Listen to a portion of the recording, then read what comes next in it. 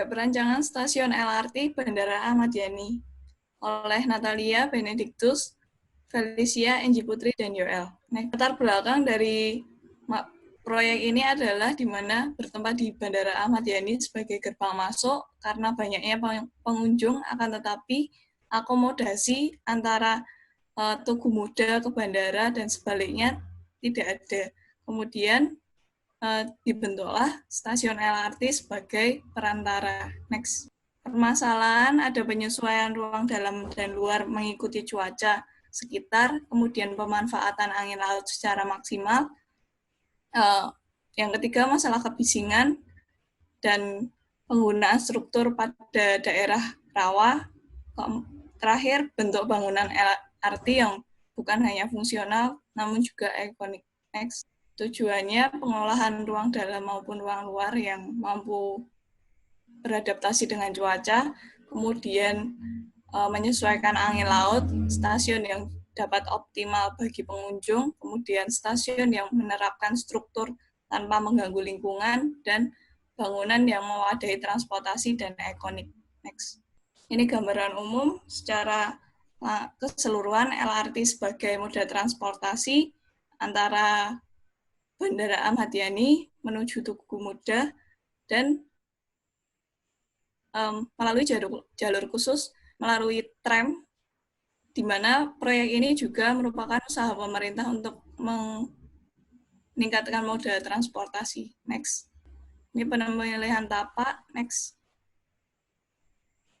Ini lokasi tapak di Kelurahan Tambak Harjo, Kecamatan Semarang Barat, BWK 3 Semarang, KDB 50, KLB 1,5, maksimal 3 lantai, GSB 17 meter, regulasi ketinggian bangunan 15 meter. Next. Ini karakteristik iklim sebagai berikut. Next. Karakteristik landscape dan kondisi topografi cukup rata ditinjau dari lokasi bandara. Next. Kondisi kebencanaan melalui peta. Next. Dan ini kondisi tanah, lapisan tanah clay sill, hubungan tapak dengan lingkungan berupa jalan Bandara Ahmad Yani, kemudian ada utilitas lingkungan dan hubungan tapak dengan vegetasi berupa mangrove. Next. Selanjutnya akan saya lanjutkan untuk bab 3, analisa dan program arsitektur. Untuk kapasitas pengguna dibagi menjadi 650 orang dengan pembagian 600 orang untuk penumpang dan juga 50 untuk pengelola atau karyawan. Lalu untuk karakteristik pengguna dibagi menjadi pengelola, staf karyawan, dan user. Next. Lalu untuk struktur ruang, pengelompokan ruang dibagi menjadi ruang pendukung, utama, servis.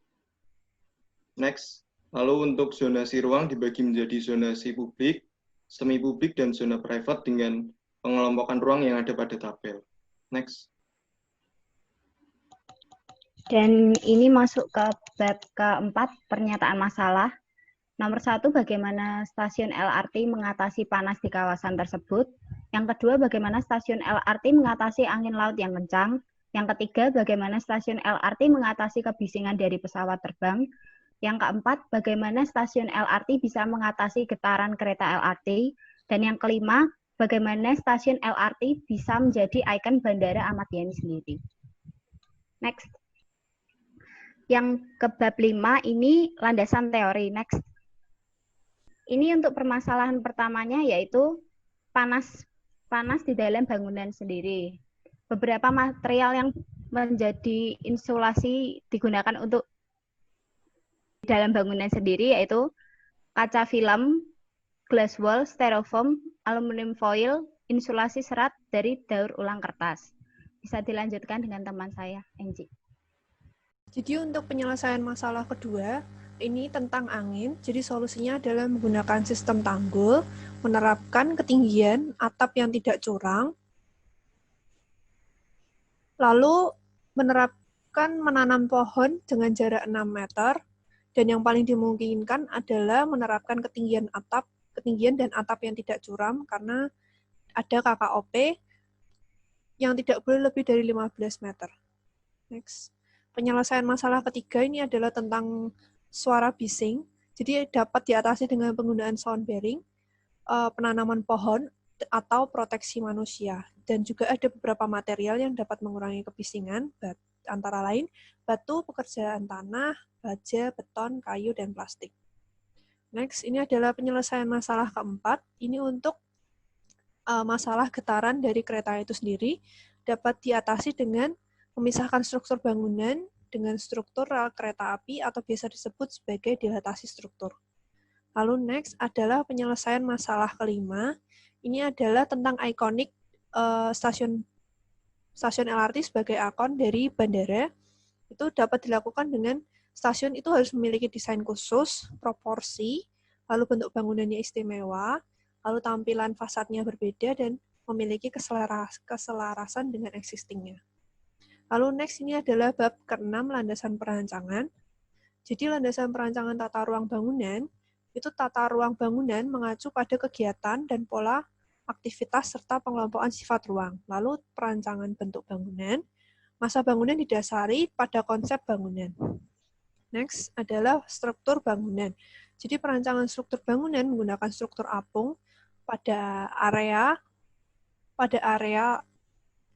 rawa yang berdaya dukung rendah dan diperlukannya stabilisasi tanah. Lalu untuk perancangan bahan bangunan, bangun-bangunan disesuaikan dengan bentuk struktur, bentang lebar, dan meminimalisir pembebanan pada pondasi. Next, selanjutnya akan dilanjutkan oleh teman saya, Benny. Kemudian ada landasan perancangan wajah bangunan. Menyesuaikan dengan tampilan bangunan sekitarnya, seperti gedung parkir, masjid, dan terminal, sehingga terlihat selaras. Selanjutnya ada landasan perancangan tata ruang tapak, yaitu mengacu pada kegiatan dan pola sirkulasi, baik dengan berjalan kaki maupun dengan kendaraan. Lanjut. Yang terakhir ada landasan perancangan utilitas bangunan, yaitu harus mencakup air bersih, drainase, kelistrikan, instalasi darurat, sistem transportasi dalam bangunan, aksesibilitas difabel, keamanan, penerangan, dan perawatan bangunan. Lanjut. Kemudian, studi identifikasi tema. Kita memakai tema hakikat, yaitu menyaring aspek-aspek penting yang esensial dari suatu proyek untuk tema perancangan. Jadi, objek hakikat kita menggunakan public space berupa stasiun LRT yang mengutamakan mobilitas pengguna agar dapat tepat waktu. Lanjut. Nah, ini definisi public space, yaitu di stasiun LRT itu merupakan perantara, yaitu perantara kawasan bandara dengan kawasan Tugu Muda. Kemudian sebagai fasilitas publik, sebagai stasiun dan fasilitas penunjang-penunjangnya. Kemudian sebagai meeting point, tempat berkumpulnya pengunjung. Lanjut. Kemudian ada persyaratan ruangnya, itu harus memprioritaskan penumpang LRT agar lancar melakukan kegiatannya. Kemudian ruang universal yang dapat dilaksanakan oleh orang-orang baik difabel maupun orang normal. Kemudian spasial ruang yang mencukupi. Lanjut. Ini ada ruang penghubung, yaitu ruang antara dan ruang sirkulasi. Ruang antara menghubungkan ruang luar tapak dengan area dalam.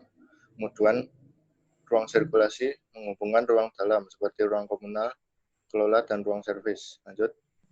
Kemudian ini ada tingkatan urgensi ruang, yaitu urgensi tinggi itu untuk lalu lintas pengguna yang ramai seperti ruang peron dan aksesibilitas ke terminal bandara. Kemudian yang sedang pengelolaan stasiun dan tiketing, dan rendah itu untuk keluar masuk bangunan dan berkumpul di plaza. Lanjut. Nah, dari urgensi tadi ditransformasikan ke zonasi arsitektural, yaitu dengan urgensi tinggi pada lantai atas untuk peron kereta api dan aksesnya untuk ke terminal bandara. Sedangkan urgensi sedang untuk sedang dan rendah itu pada lantai dasar. Lanjut. Sekian presentasi dari kami tentang perancangan stasiun LRT di bandara. Kami mohon maaf bila ada salah-salah kata. Terima kasih.